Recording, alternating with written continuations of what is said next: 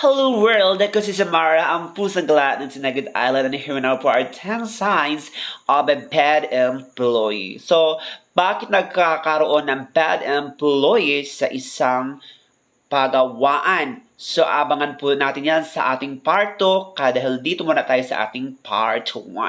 So, here na for our number 1, poor attendance.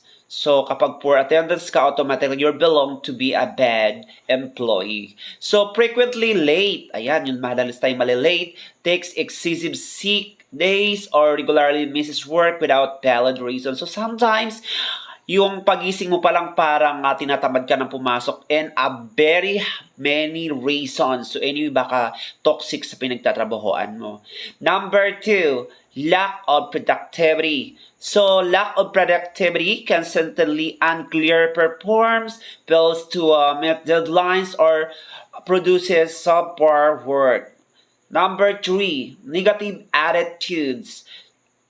Exhibits or consistently negative or uncooperative attitude affecting team morale and work environment. So ito yung sometimes kapag kasi participate ka, sinasabihan kang magaling-maling, so mas pinili natin maging tahimik. Number 4, poor communication. Fails to communicate effectively, causing misunderstandings, delays, and errors. Kahit kaya naman natin, kaya nagpapadili-dili lang tayo kasi nga, we're bad. Number 5, lack of initiative.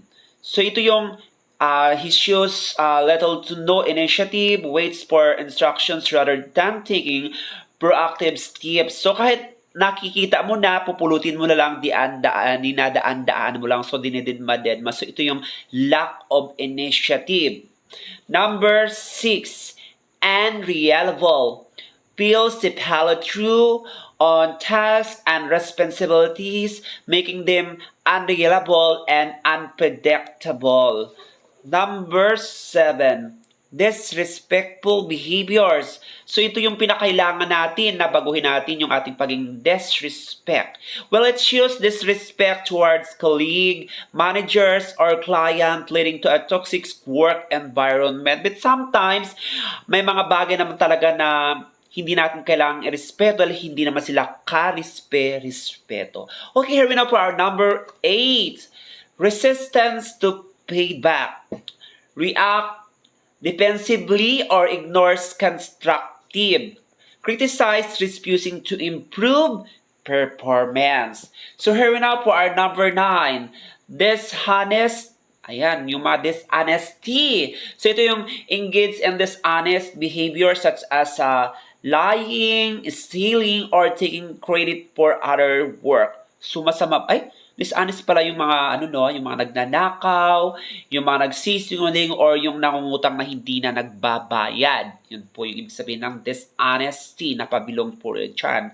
So here we now for our last but not the least, there are number 10, lack of teamwork. So ito yung so struggles to work collaboratively with others, often causing conflicts and disrupting team cohesion. So sometimes hindi na tayo nakipag-teamwork kasi meron talagang mga taong nag-step back, yung mga nililibak ka kung kailan ka gumagawa ng tama, kaya mas pili maging bad employee. So, how it's to be a good employee from being bad employee? So, if you are a good leader, you must motivate them. I-motivate natin yung ating mga employee na nagiging bad na sila para to make them a good employee. Because sometimes, often in a bad employees reflects on how they are handled by the higher